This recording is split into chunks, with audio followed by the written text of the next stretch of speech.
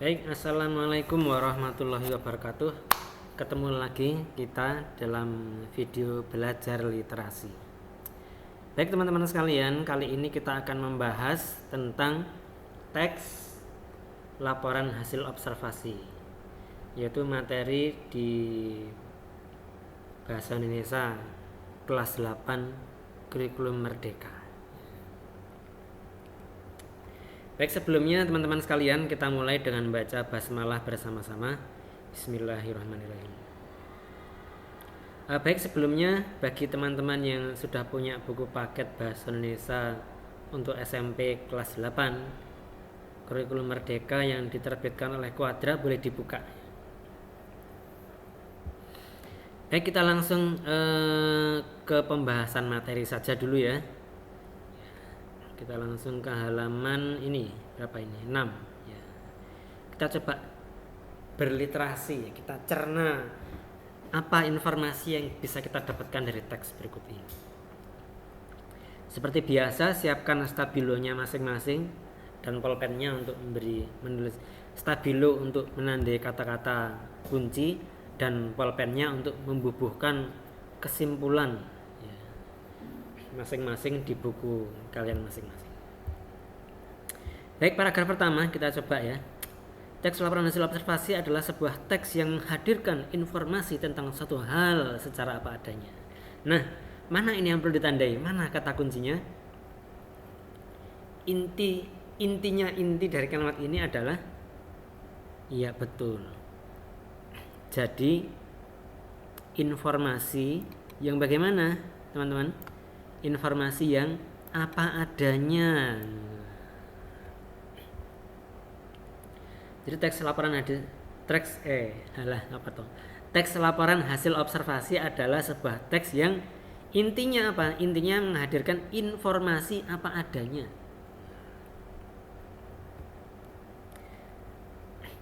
Yang informasi tersebut merupakan hasil dari observasi dan analisis secara sistematis. Tujuannya apa? Tujuannya untuk ini ya, tujuannya mana tadi? Nah, ini tujuannya. Menyampaikan informasi hasil pengamatan dan analisis yang sistematis.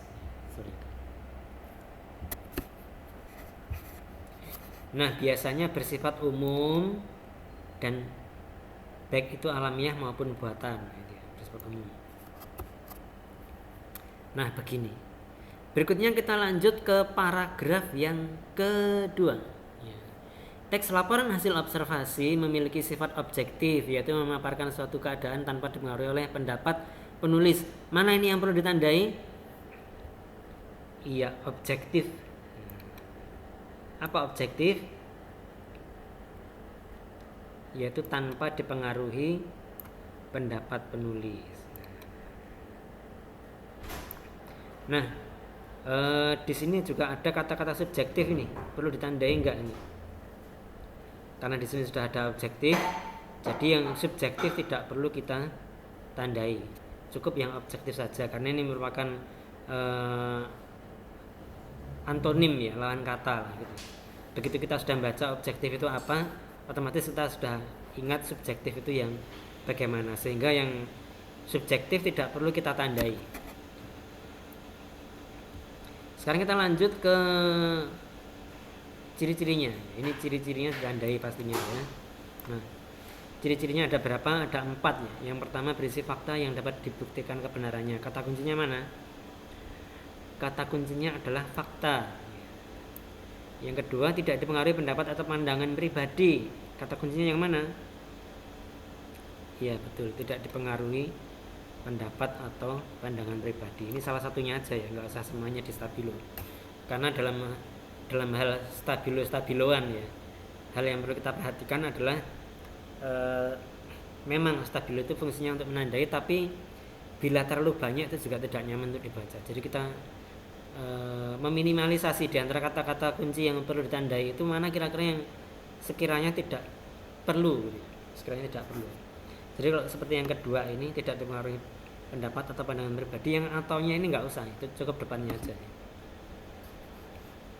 Berikutnya yang ketiga, menyampaikan informasi yang sebenarnya sesuai dengan fakta atau kenyataan yang ada tanpa ditambah dan dikurangi. Mana ini kata kuncinya? Iya, betul ya, sesuai dengan fakta. Yang ada tanpa ditambah dan dikurangi ini perlu enggak? Cukup sesuai dengan fakta saja ya. Karena ini sudah otomatis nanti ketika kita mereview teks ini, nanti ini sudah terbaca nih. Poin yang keempat, tidak menggunakan kata-kata yang subjektif dan emotif atau kata-kata yang menyebabkan orang emosi, marah, sedih, dan ragu-ragu dan seterusnya. Mana yang perlu ditandai? Ya, ini tidak menggunakan, ini perlu di-highlight ini. Tidak menggunakan apa? Subjektif dan emotif. Nah, itu literasi kita pada buku paket halaman 6.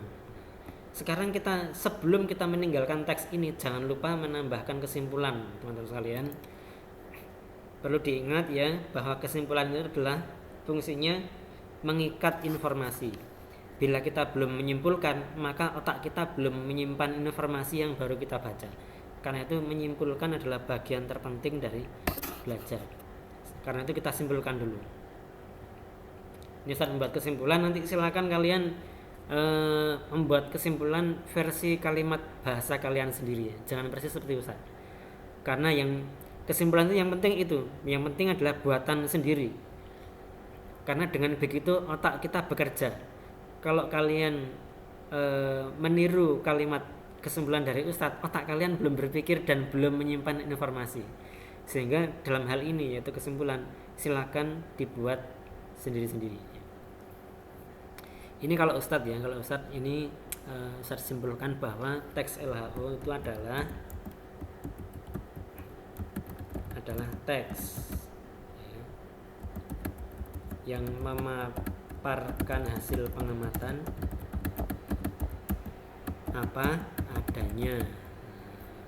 Titik. Nah, kalian boleh nih pakai bahasa yang lain.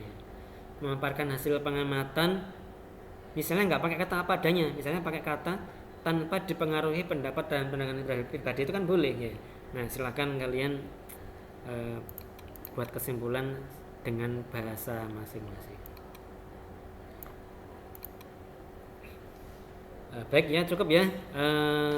Untuk teks pertama yang halaman 6 ini kita cukupkan sampai di sini. Halaman berikutnya kita bahas pada video berikutnya. Terima kasih untuk perhatiannya. Sampai ketemu pada video berikutnya. Assalamualaikum warahmatullahi wabarakatuh.